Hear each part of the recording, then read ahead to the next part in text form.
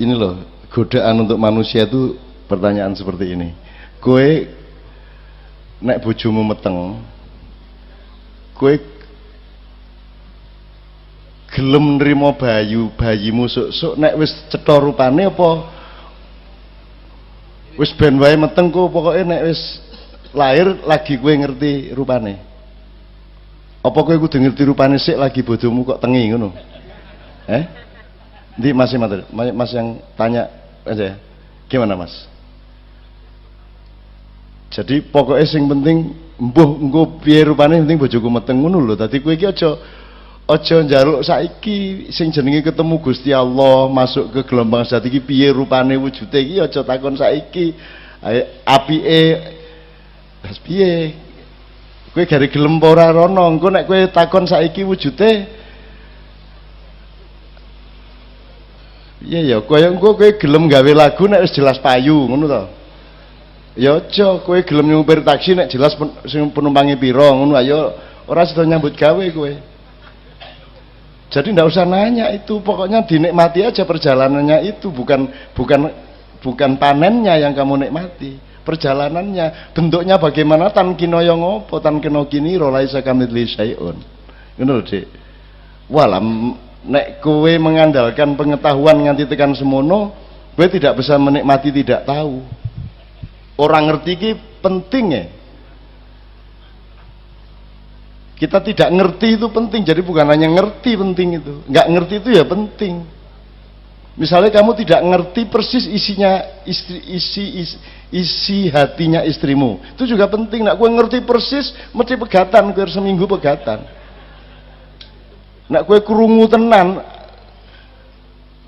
atine kae ngomong apa. Aku iki sering janjane nek ora tak kuat-kuatke atiku ki ya pengen matane akeh wong aku. Lah aku ngerti atine kae ngomong ngene ngerti, saka mripate aku wis ketara wisan, wis ketok. Dan saya menahan diri jangan sampai saya tahu. Jadi sok-sok kuping tak buntu, mripat tak tutupi. Karena ketidaktahuan itu penting untuk saat yang tepat gitu loh, Dek. Itu piye to kowe iki? Apa kowe iki menempuh karier anggar wis jelas sok-sok aku dadi menteri ngono lah ya ora ta ya. Ya menempuh terus gitu ya, Dek ya. Cetha ya. Jadi jangan tanya wujudnya nanti gimana kalau sudah ketemu gelombang kita sing kepriye. Wis to lakonono wae. Gitu loh. Iya ya. Ngono ya, Dek ya. Wah, sing nikmat ki lera ngerti kuwi ya. Kowe iki gaple nek langsung dibuka ngene ra lucu. Mergo ditutup kuwi njur ngene. Ngono ah sing penak ki le ngudut kuwi kok malah blek. Lah saiki nek wong wedok ora nggo pakaian kabeh wis ora menarik, seminggu wis bosen. Justru mergo saya brukut kuwi wis marake penuh gairah. Mergo ditutupi kuwi, gitu loh. Ngono ya Beb ya. Oke, terus mungkin tidak satu persatu tapi seingat saya. Jadi misalnya gini, barusan saya tulis beberapa hal. Sorry. Lagi bisa nih aku nyatet ngene iki nggo wong pati soalnya. Sebenarnya 3 gelombang itu simplifikasi saya. Sebenarnya juga tidak 3 gelombang, itu bisa 7 gelombang, bisa 9 gelombang, bisa gelombang tidak terbatas. Itu juga ojo njur dadeki rumus 3 gelombang. Itu untuk memudahkan pada semester 1 ini X, Y, Z ngono tok. Ning janjane nanti ada variabel X aksen, X akar berapa, Y aksen, Y plus, Y min, itu juga ada variabel-variabel. Jadi kalau saya sebut 3 gelombang itu ojo didadekke padatan ya. Itu cuman pintu untuk masuk. Nanti ketika Anda memasukinya, Anda akan menemukan. Itulah sebabnya Allah itu kalau berfirman itu ada 3 macam, Bapak. Sampean perhatikan Quran, sampean baca. 1 perintah. Nomor 2 ngandani. Nomor 3 rembuk. Jadi Allah itu ada firman yang sifatnya rembuk. Rembuk ki ora dikandani tenanan kowe. Misalnya Ashabul Kahfi ki pira ki karo Gustalah nganti akhir Al-Kahfi ora dikandani. Ana sing ngarani 3, ana sing ngarani 5, ana sing ngarani 7 kan ngono. Dan itu tidak akan pernah dibuka. Dan kowe aja njaluk dibuka. Cethane piro iki? Rasa ngono kuwi. Oh sing penak iki ra cetha kuwi kok. Jadi Anda ini belum mengerti nikmatnya misteri. Tolong dinikmati. Jadi yang kamu maknai itu bukan hanya pengetahuan, ketidaktahuan juga tolong dimaknai. Itu juga indah luar biasa. Dan rumus pemaknaan yang paling tinggi adalah kecerdasan bersyukur. Wong saiki iki ora pinter bersyukur ki apa? Dadi mulane ora indah uripe. Semakin tinggi kecerdasanmu untuk bersyukur, semakin indah hidup ini. Ngono kira-kira. Oh nganti sing paling ora penak wae iso dimaknai dengan rasa syukur dadi indah kok. Tenan kuwi. Kalau kamu nanti punya anak, selesai hidupmu enak. Karena seluruh penderitaan yang kamu alami, kuwi langsung kamu bilang sama Allah, ya Allah, 10 kali lipat dari penderitaan yang sekarang saya alami, saya ikhlas. Cuman saya mohon seluruh penderitaan saya ini untuk membayari kesejahteraan dan kemaslahatan anak-anakku besok-besok. Wis ora apa to menderita dadine. Saya kowe menderita, saya anakmu bahagia. Nek ana rumus dialektika kaya ngono kan malah apik. Dadi wis ora apa-apa. Mulane seorang ibu akan mengatakan, "Mbok, anakku iki aja lara, sing lara aku wae. Nek perlu ki lho mripatku peken nanggar anakku ora lara." Kan begitu. Jadi begitu banyak makna hidup yang sebenarnya wis garing gledhi ya dhewe. Tetapi orang sekarang menyempitkan diri dengan menganggap bahwa yang bermakna itu cuma materi. Gitu loh. Engko nek wis ana materi tenan ya ora iso memaknai, akhirnya ya ora bahagia. Wis entuk duit, bingung, ditransfer nang wong wedok 50. Karena dia tidak mampu memaknai. Omahe gede banget misalnya, dia juga tidak bisa memaknai. Piye karepe omah gede karo omah cilik iki bedane apa? Nek klambimu 20 karo klambimu ming 3 iki bedane apa? Apa ya kuwi nek klambimu 20 sekali pakai 5 rangkep ngono piye? Nah, itu kan soal pemaknaan. Toh akhirnya ya menganggo siji to, Pak. Sing dienggo klambine ya ming siji apa ya nganggo klambi loro lak ya ora. Duwe panganan piro wae iso tuku beras sak ton sedina wong sugih. Ning ya apa kowe arep mbadhok sego sak ton lak ya ora. Nah, kalau orang terjebak pada materi, dia akan kehilangan kenikmatan hidup. Dan itu yang terjadi di Indonesia. Orang berebut cari duit, berebut korupsi, itu pun gagal. Tujuannya materi tapi tetap gagal tuh Indonesia. Tetap dibilang tertinggal, negara berkembang, negara dunia ketiga, gagal toh, padahal tujuannya materi. Nah, aku bilang sama kamu, negara-negara lain itu tujuannya bukan materi, maka mereka malah menang soal materi. Sebab energimu entek tinggal golek duit, akhirnya apa jenenge, untuk pemanaan yang lain kamu sudah kehabisan energi. Misalnya aku sering ngekei contoh, tukang becak iki nggo golek duit kan sedina orang nganti seperempat jam 20 menit. Le becak sedina. Ning le ngentekke energi untuk golek duit lah nek mung pas nyang-nyangan kuwi tok lho. Pak teng kantor wis pinten Pak? Nggih 3 wae 2500 Pak. Ah pun 2,750 lah. Lah pas itu tok dia cari duit. Begitu mulai genjot isi batin duit ora? Begitu genjot kan wis mesti entuk duit to. Masa kowe isih mikir duit? Begitu genjot itulah giliran untuk memaknai becak. Alhamdulillah aku iso becak. Ambok sak ampu-ampue wali kota nek wani becak kaya aku totoan driji. Tetep aku sing luwih ampuh mergo aku wani becak, kebanyakan orang ora wani becak. Ya tau gak? Ya ta? Lho kuwi lek makna to? Kabeh wong cak mau jadi presiden. Oh aku ora dadi bisa wani kok pemenang dadi presiden. Ora dadi wani kok aku.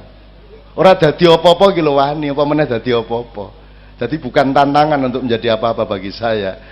Yang tantangan adalah orang duwe apa-apa ora dadi apa-apa wani kowe. Kejaman biyen aku karo Habib Anisi nang Tayu nang gone Kangmu nang gone Kang Ahmad ning Kudus. Ki yo ngene iki aku ora berubah. Secara karier keduniaan ora tahu berkembang aku. Gitu loh. Ora tahu berkembang. Ndolek duit ora tahu aku. Emoh aku ngelakoni apa-apa dengan tujuan ndolek duit. Kuwi ngremehke Gusti Allah. Yuk kerja wae, kerja. Apa rep iki ana sewan mobil nang Klaten ning 2 dina 2 bengi. Oh iya Cak, wis aku entuk piro, sing nyetir entuk piro ngono. Nyambut gawe wae tak nikmati. Perkara entuk duit piro, lah Gusti Allah sing tanggung jawab nang aku wae. Sak ngel-ngel gawe aku mosok ora tanggung jawab. Ya toh? Emang Allah nggak tanggung jawab? Kok kowe njurung diewangi nyolong-nyolong, kuwi lak ngersula sing gawe kowe. Pisuwe lho kowe bendina karo Gusti Allah. Tujune Gusti Allah doaku nek aku mbok sedina mesu ping 3000. Asu iki rumangsane aku ora kek rezeki wae diewangi nyolong-nyolong, asu bajingan ngono kan. Bayangke nek aku Gusti Allah mesti misah-misuh kaya bendina. Aku iki gawe iki tenanan, aku iki tanggung jawab gitu loh. Aku melindungi, aku kek fasilitas, aku kek rezeki. Wong aku sing gawe. Lah ngono to ya. Lah kok sing tak gawe iki, sing tak ciptake kok ora percaya karo sing gawe. Diewangi nyolong rono nyikut rene nyabot rono. Lah ngono to? Maka sekarang teman-teman sekalian, kalau kita kembali ke perjalanan ini, Anda di gelombang kedua katakan, maka Anda berada di sini karena Anda manusia gelombang kedua. Sekarang kan pertarungan Anda, kowe dimagnet oleh yang pertama atau dimagnet oleh yang ketiga? Kowe dhewe cenderung pengen apa? Kamu ingin diserap Allah atau diserap oleh batu bata? Kan begitu ceritanya. Ya pasti Anda memilih diserap oleh Allah. Dan tolong bertahan, jangan tanya bentuknya diserap oleh Allah piye ya. Misteri ini malah ning kono kuwi ya. Mulane Nabi Khidir ki kudungan, pakai kerudung. Ming sithik banget raine sing ketok. Karena dia lambang dari keindahan hidup. Bukan dibuka breh ngono malah. Mulane wong lanang iki ora di aurate ming semene to. Tutup auratnya. Kalau wedok lak rada sale wong lanang ora perlu dilarang-larang buka aurat. Rumangsamu menarik apa piye? Ambek kowe buka kaya ngopo malah melayu to doan njujiki banget to. Dadi ora perlu aturan to nek wong wedok ki rada ana saat-saat yang menarik sehingga dikongkon nutupi kan gitu. Nek wong lanang ora perlu hukum. Awas, tutupi. Ngono kae ora sah. Ambek bukaan modaro kowe, melayu kabeh malahan. Wong kaya ngono kuwi bentuke kok ya toh gitu. Oke, jadi diserap oleh satu atau diserap oleh ketiga, dan Anda punya kecenderungan untuk menyerapkan diri ke gelombang satu atau menyerapkan diri ke gelombang tiga. Kalau Anda percaya sama kami, sama kita semua ya, yang di sini ini sementara, yang di sini abadi, yang di sini sempit, di sini luas, di sini dangkal, di sini mendalam, di sini rendah, di sini tinggi. Kon milih ndi? Gelombang satu ciri-cirinya dangkal, rendah, sementara, tidak punya martabat. Itu ciri-ciri gelombang satu. Kadunyan, pokoknya bangsa kerak lah. Gelombang ketiga ciri-cirinya keluasan, yaitu al-wasi. Ciri-cirinya ketentraman, ciri-cirinya kedalaman, intimitas, kedekatan, nyawiji. Kowe nek karo materi ra iso nyawiji. Piye carane wong kowe karo bojomu, kowe pelukan erat, kuwi sing nempel berapa persen dari tubuhmu? Coba dihitung. Kowe nempel lho iki, padha mudane ya, ngene iki. Kuwi sing nempel pirang persen? Ana 30%? Ndak ada. Jadi nek materi ndak bisa nyawiji, ndak bisa bertauhid sama materi kamu. Pasti kamu akan meninggalkan dan pasti kamu akan ditinggalkan. Jadi untuk apa itu kamu nomor satukan? Dunia penting, tapi dia bukan skala prioritas nomor satu. Karena sehebat-hebat dunia, seberapapun pencapaian duniamu, akhirnya dia masih tergantung pada gelombang ketiga, yaitu pemaknaan atas harta itu. Banyak sekarang orang tidak mampu memaknai. Duwe meripat ora iso memaknai meripat, duwe kuping ora iso memaknai kuping. Gitu. Makanya pertanyaan Allah adalah walal akhiratu khairul laki minal ula. Terus saiki nyuwun sewu Pak dibandingke Pak. Wong tua-tua kelek nasihati ngene. Le pokoke kowe iki ya nyambut gawe sing tenanan ya, nek iso piye carane ben iso tambah maju uripmu ya, mundak pangkatmu, jabatanmu iso mundak, ning aja lali ibadah lo ya, gitu kan? Jadi kalau kalimat ini tadi meletakkan tujuan dunia nomor satu atau nomor dua? Tempohlah kariermu, sing penting aja lali sholat, ngono ta? Jadi sholatnya sekunder apa primer? Ayo aku takon. Primer. Primer itu artinya utama. Lho nek utama kalimatnya orang ngono. Nek salat ibadah itu primer, le sing penting kowe golek Gusti Allah ya. Ning aja lali nyambut gawe. Ngono kalimatnya. Itu berarti Allah primer, dunya sekunder. Sing ndi sing bener, Mas? Yang primer ini keduniaan apa Allah? Loh, nek nasihatnya tadi kan terbalik. Pokoknya karier mulai sing maju, alhamdulillah lho anakku saiki iki. Gaji asline iki meng 6 juta. Ning ya iso tuku mobil oke lho, masyaallah. Gusti Allah nang kei rezeki. Padahal kuwi korupsi karepe.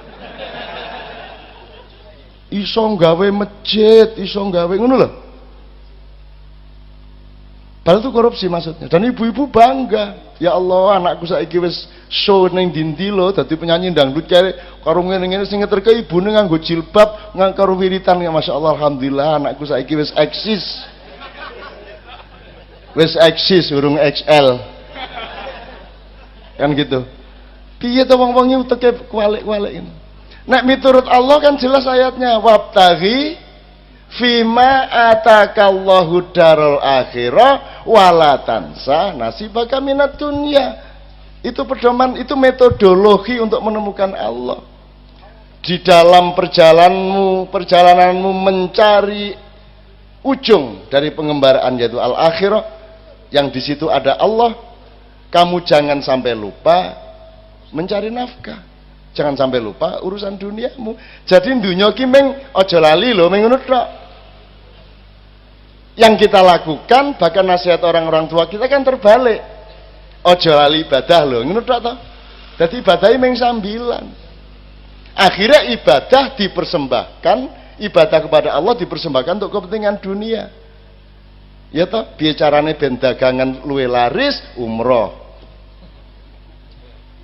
Engko nek wis bali nganggo kelar kaji, haji, berarti engko saya laris, saya melimpah rezekine lak ngono.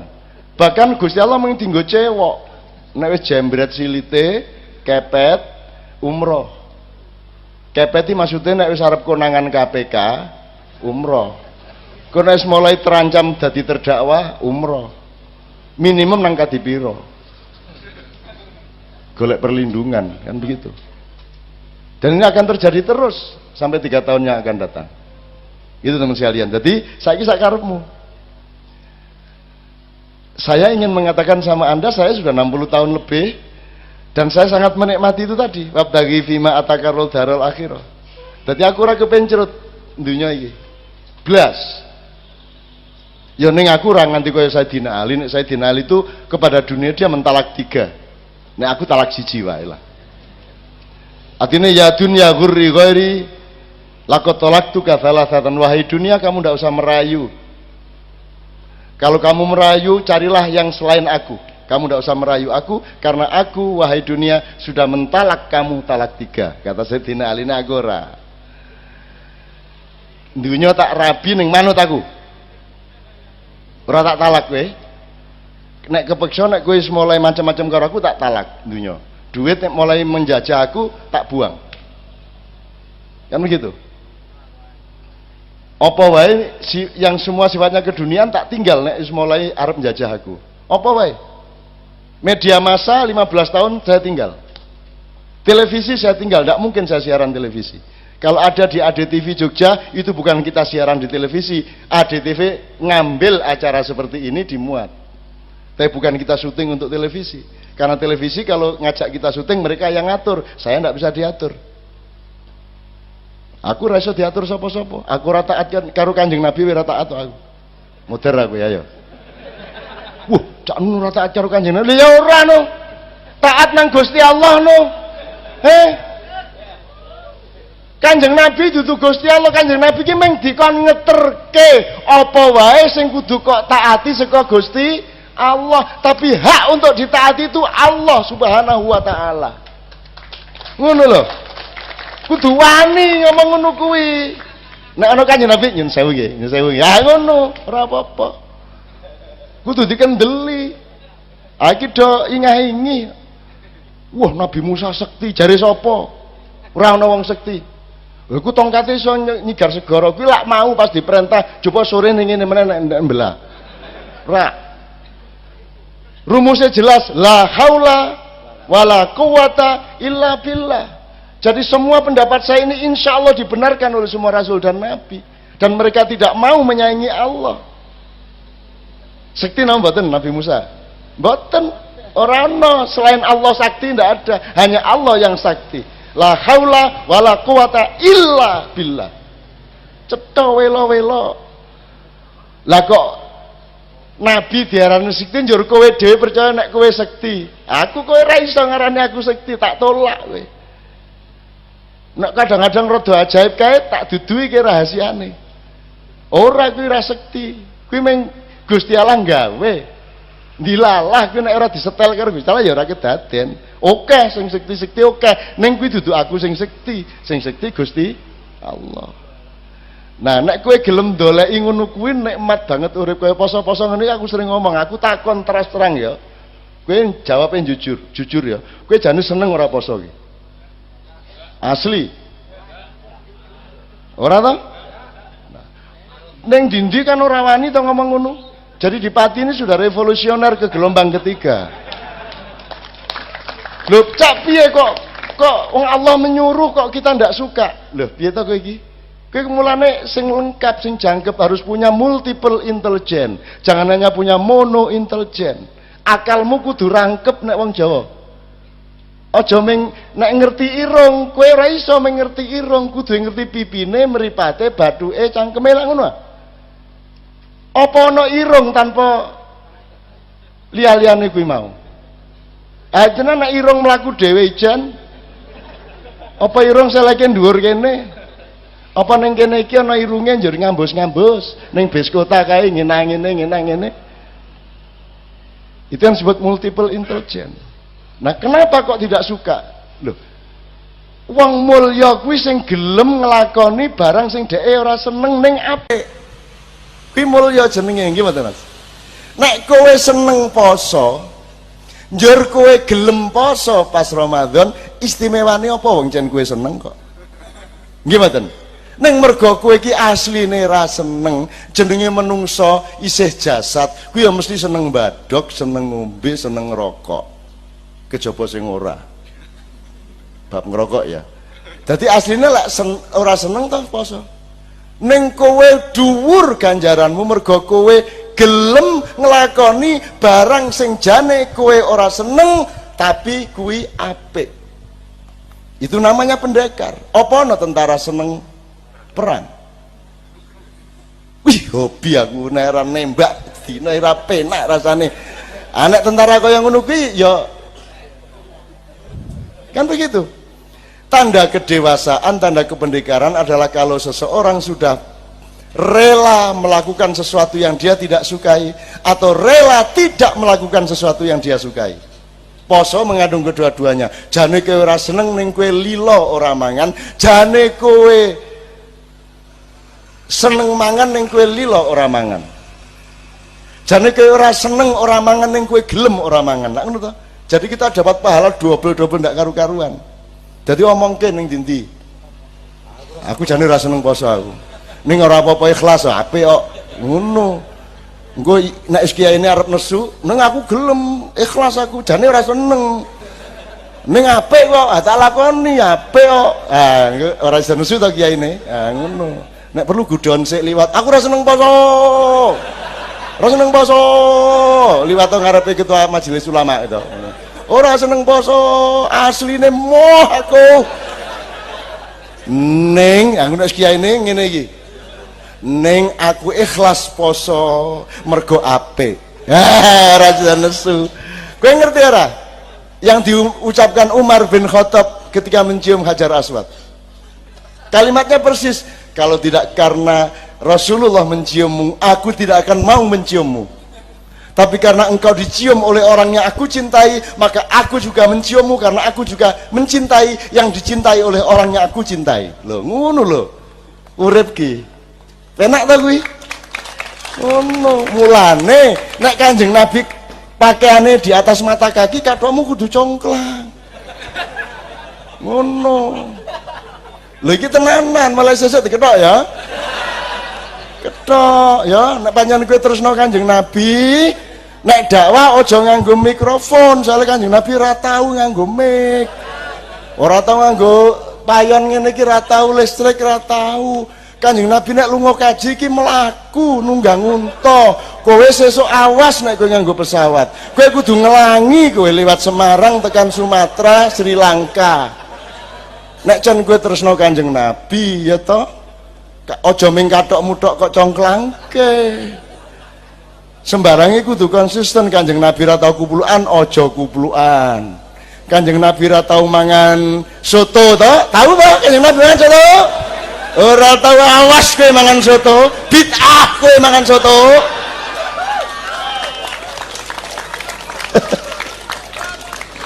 Lah ya bid'ah kok ya ora paham-paham. Bid'ah kuwi mung berlaku di dalam rukun Islam. Di luar rukun Islam tidak ada bid'ah. Rukun Islam ki aja diganti, aja ditambahi, aja dikurangi, rasa bagusi. Sak sehat-sehate awakmu sembahyang subuh ya cukup 2 rakaat, njur aja njur aku energiku berlebih ya. Aku nek ora 16 rakaat ora puas aku. Ana meneh iki mau awan-awan mau. Ana bocah iki teko-teko wis magrib iki, Mas kedap kula numpang sholat asar ngono kuwi wis magrib. Lho, ora entuk kuwi. Kita bereaksi gitu. Lho, ora entuk iki wis magrib kok kowe mosok arep dijamak karo. Tapi Kiai Pekalongan jawab SJ, "Oh alah bocah iki oleh apik. Wis cetha-cetha wis magrib ya isih gelem lho sholat asar." Oke, apik ta iki? Apik ta iki reaksine? Apik ta kuwi? Ah perkara kuwi salah kan urusane Gusti Allah. Kan lumayan bocah kuwi wis magrib lho isih gelem sholat. Lah iya kayak wis jam 11 awan lho ya isih gelem sholat subuh. Lho itu kan soal cara berpikir ya Mas. Ya toh? Dadi urip iki ombone ora karu-karuan. Ya. Jadi ojo gampang kerengan. Ojo gampang nesu, ojo gampang memusyrik-musyrikan orang. Tidak ada kekuasaan dan pengetahuan untuk mengatakan seseorang itu musyrik. Bagaimana caranya tahu? Wong musyrik letaknya dalam pikirannya orang kok.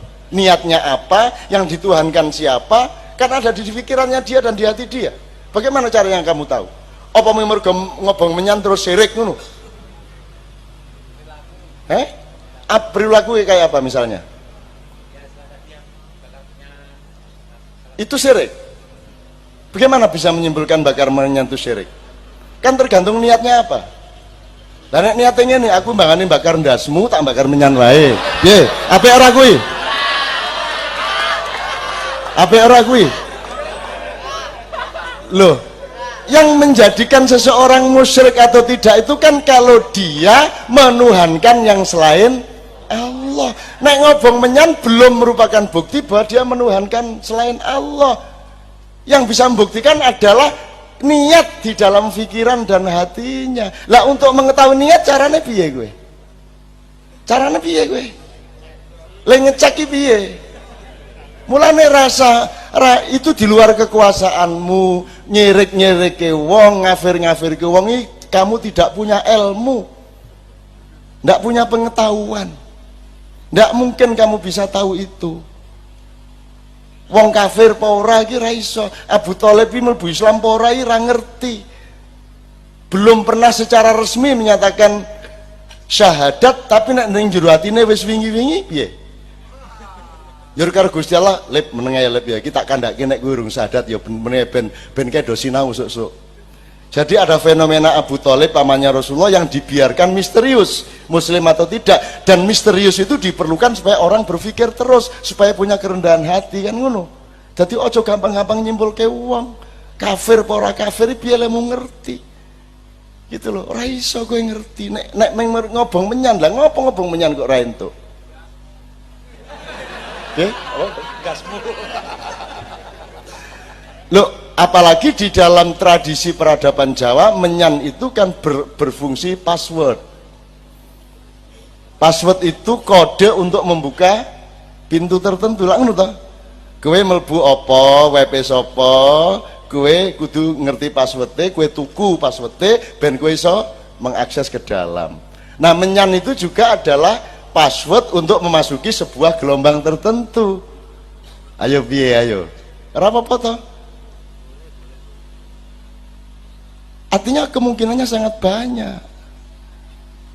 Bahkan mungkin orang yang kelihatannya alim sekali itu musyrik ya bisa. Bisa saja dia menuhankan dirinya sendiri, dia menuhankan sholat, bisa toh? Dia menuhankan masjid. Ono loh masjid dituhankan, ya toh? Masjid digembok, ya toh? Bebe? Mikir dipateni lah ya, nek ora kok gawa Bali kok. Gitu ya. Jadi semua itu dinamis dan satu-satunya jalan untuk memperlakukan semua itu adalah berunding secara rasional dan saling rendah hati satu sama lain. Gitu. Dan sekali lagi bid'ah itu hanya di ibadah mahdho, nek posone ditunda untuk supaya tidak bareng karo tahun ajaran baru sekolahan. Iki ben ora bareng iki anune posone Sawal wae engko riyayane apa bakdo Sawal iki besar gitu. Ora entuk aku bid'ah kuwi jenenge dan sampai tingkat haram. Salat kok ngene 14 abad ngene tok ora kreatif. Salat ya Allahu Akbar. Sami Allahu liman hamidah. Aku bid'ah jenenge. Kowe langsung Israel teko duduk deyel. Kanggo tabe bedhog kae. Ngono itu bid'ah namanya. Kalau di luar itu ndak ada bid'ah. Kanjeng Nabi ora tahu bal-balan, kowe ora apa-apa bal-balan. Sing ora entuk nyaduk bal nang ndase tanggamu. Dangdut ora bid'ah, jare sapa dangdut bid'ah? Apa meneh selawatan? Selawatan ini elek-elek kan ekspresi cinta kepada Rasulullah. Yang salah adalah kalau selawatan dianggap ibadah mahdho, dianggap rukun Islam. Bukan, selawatan bukan rukun Islam. Kue salah nek nganggap selawatan rukun Islam. Tahlilan itu rukun Islam, kue salah. Nek tahlilan dalam rangka cinta kepada para aulia, kepada Nabi, kepada Rasul, apik. Sing ora entuk tahlilan tengah-tengah sholat. Sami Allahu liman hamidah. Afdhaludz dzikri fa huwa la ilaha illa. Kuwi salah, kuwi bid'ah. Dangdut ra apa-apa, dangdut kok ora entuk, dangdut ora bid'ah. Sing salah kuwi nek kowe dangdutan pas jemuan ning ngarepe masjid. Pacul wong ndasmu ta ya ta? Itu jadi mbok ngerti proporsinya ya, duwe ilmune, ngerti pemetaane, ngerti logikane, ngerti di mana wilayah perdanya. Aturan bid'ah itu di mana wilayahnya. Tidak di semua hal ada bid'ah. Sepak bola ndak apa-apa, parpol ndak apa-apa, kabupaten pati ndak apa-apa, belajar silat ndak apa-apa. Rasulullah ndak belajar silat, kamu boleh belajar silat. Rasulullah olahraganya cuma memanah sama gulat. Karena gulat ampuh tenan ya. Gue tahu tanding tenan gue. Totoan. Ono wong ngenyek bendino. Ngenyek. Angger Kanjeng Nabi nang Ka'bah, ning kono wong dodol apa-apa njur Kanjeng Nabi bisiki soal tauhid. Terus bocah kuwi mesti liwat. Tauhid nih ya. Tauhid. Dinyak bendino. Kanjeng Nabi suwe-suwe jenenge ya menungso to. Akhire Kanjeng Nabi ngene wae. Kowe gelut karo aku, nek aku kalah aku leren dakwah, nek kowe kalah kowe lunga saka kene. Oke, begitu oke langsung ditungkul karo Nabi terus di take down. Jadi kena ngene iki set, sikile diwet ngene iki blek, dikunci terus armbar. Armbar iki tangane dicuklek kene di anu sikile Kanjeng Nabi wis kene ra iso anu. Wong ndelok dhewe aku. Wah, ampuh tenan ku. Wah gitu. Ayo guyon, guyon ra entuk, guyon ya Kanjeng Nabi nek ya jenenge guyon kok. Guyon ya ora mungkin aku ndelok dhewe. Ning ya mungkin wong soal gelombang kok ya ta? Ya ta? Hidup itu sangat dinamis, oke. Itu contoh-contoh. Jadi tolong soal itu jangan bertengkar bid'ah soal segala macam itu. Ojo njur kowe ngurmati, wah kayak wiritane ampuh lho kae. Lho wiritan itu input. Ibadah itu input, belum output. Outputnya tadi itu Pak, amal soleh. Nek perlu kowe aja ngerti nek kowe sering seneng wiritan, mergo wiritan kuwi kan dinggo melembutkan hatimu, meningkatkan rasa sosialmu, mendekatkan dirimu kepada Allah, sehingga begitu kamu keluar rumah, keluar masjid, kamu menjadi sangat santun kepada banyak orang. Nah, yang perlu diketahui orang santunnya kepada orang, akhlakul karimahnya, bukan wiritannya.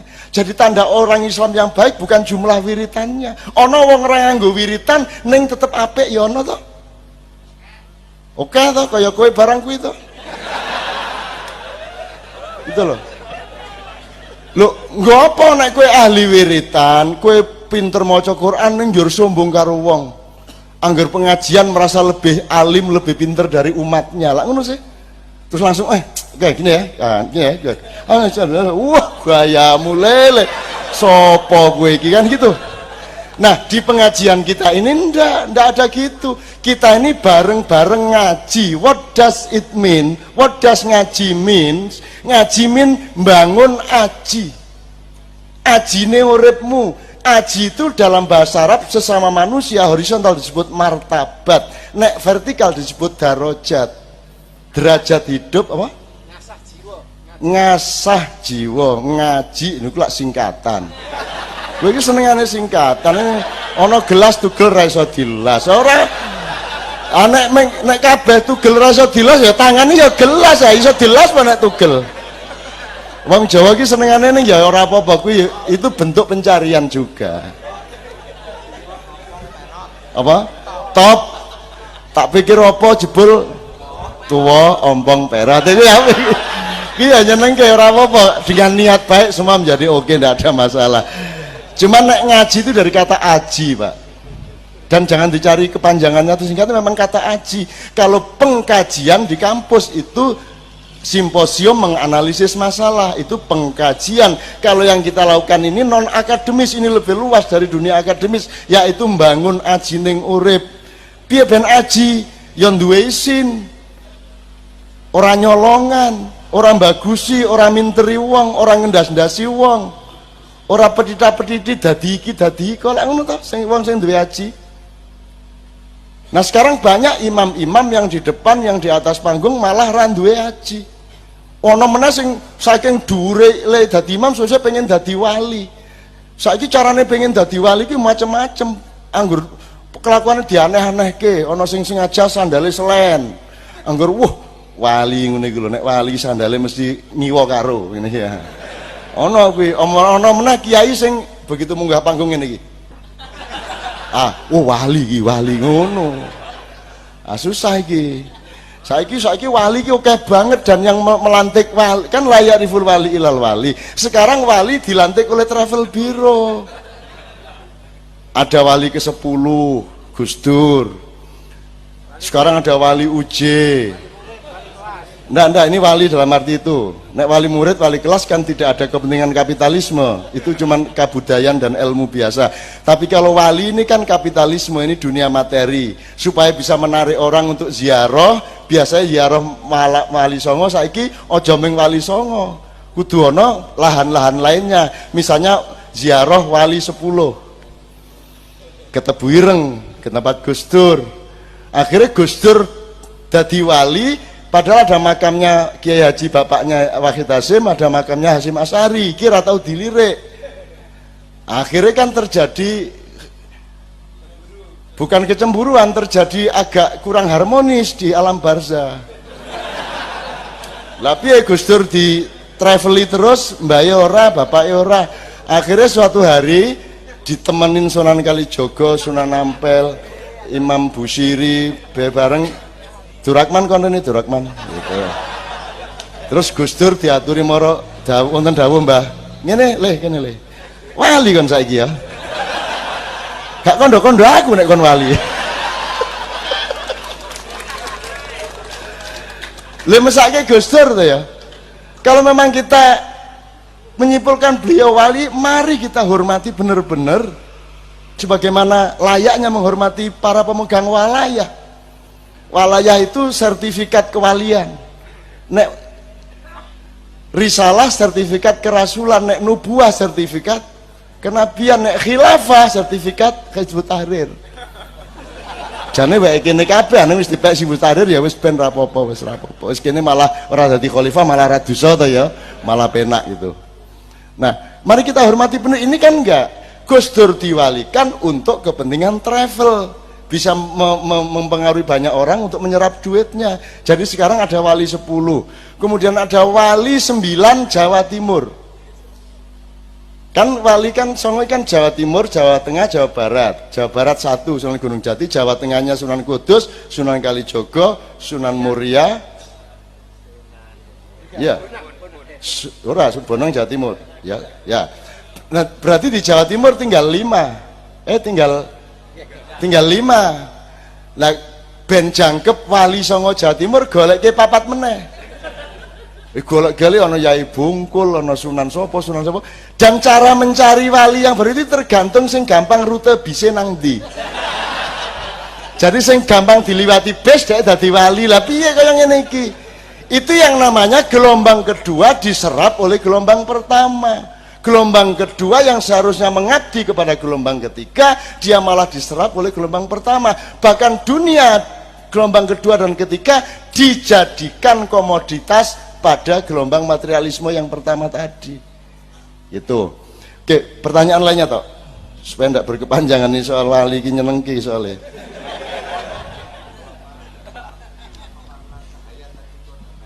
Oh, nggih.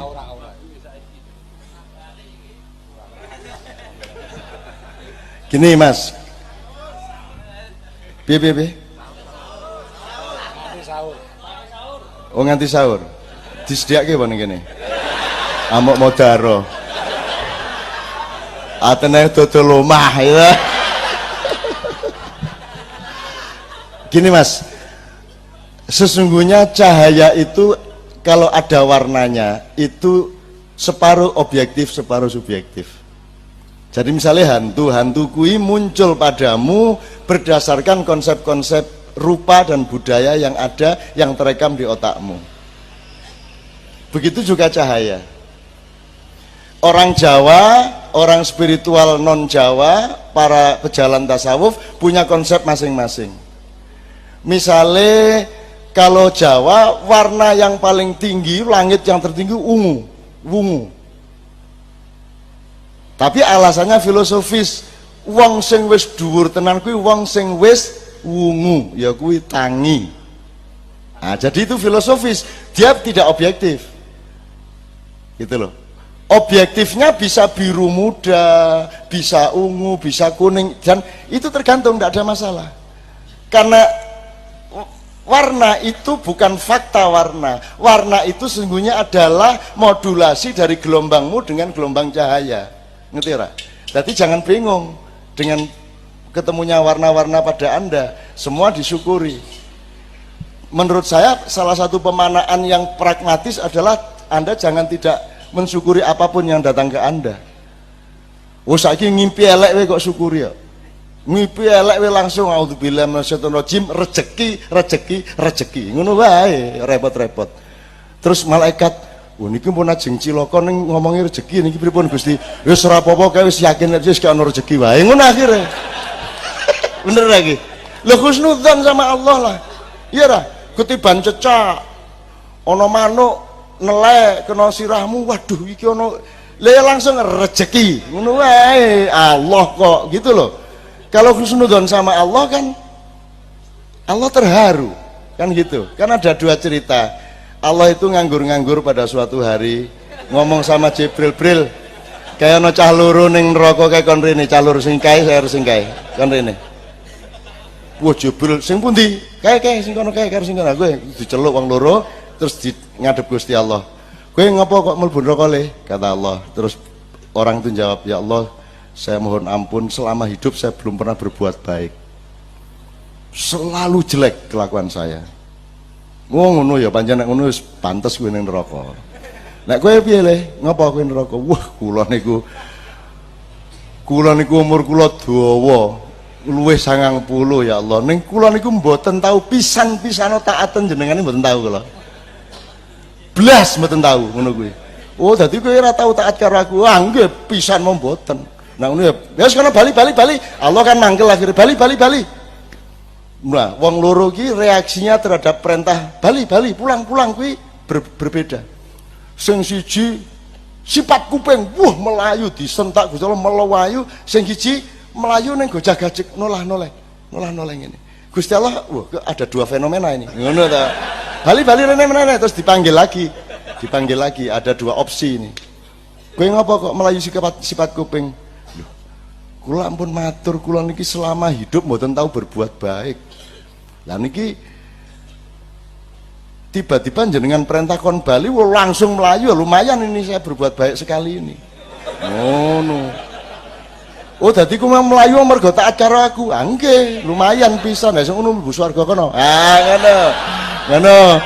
Terus sijine meneh, lha kowe ngapa kok gojag-gajeg nolah-noleh ngiwonengen. Lho kula niki ngeten lho, kula lak mboten tahu taat kalian jenengan. Kula niki karep kula nggih melayu sifat kuping niku kula mikir, aku dikon bali nang ndi maksude. Pancen aku sekon neraka ning apa ya Gusti Allah sing Maha Baik kuwi ngongkon aku bali nang neraka. Mestine ya ora. Dadi kula niku bingung. Iki kon bali nang swarga apa neraka ya bingung. Dadi kula gojag-gajeg. Kula niki bersangka baik kalian jenengan gitu kate. Oh, terus Allah kowe iki gojag-gajeg kuwi mau mergo sangka baik karo aku. Husnudzon. Nggih, kula husnudzon. Wis nek ngono mlebu swarga kono. Karo-karone mlebu swarga. Jadi sekarang fatwa saya jelas malam hari ini, pilihlah salah satu di antara dua. Satu, jangan pernah berbuat baik. Nomor dua, jangan pernah taat kepada Allah. Sehingga nanti Anda masuk neraka terus dipanggil oleh Allah. Nek diceluk. Nek ora modaro. Oke, gitu ya, soal warna ya, soal warna itu jangan meminta kepastian jasad karena warna itu kan ono ungu, ono kui kan itu kan juga batas pengetahuan manusia. Rumangsamu warna mingkui ora, warna itu berjuta-juta, bahkan di kamera, di komputer itu kan sekarang disimpulkan 16 juta warna. Itu pun masih kurang. Ada warna-warna yang tidak terhingga. Jangankan warna-warna di langit 7, burung saja, semua burung mampu melihat warna yang manusia tidak bisa melihat warna. Karena sistem matanya burung itu jauh lebih komprehensif daripada matanya manusia. Makanya burung dari ketinggian setengah kilometer bisa melihat secara jelas sebuah ikan kecil di sungai atau laut, sehingga mereka menukik itu pasti sudah jelas yang dituju, cek kena, karena dia sangat bisa melihat sesuatu yang manusia tidak bisa melihat. Jadi jangan mencari kepastian warna, jangan terjebak pada materi. Apa mana ya? Saya kira gitu jawaban saya.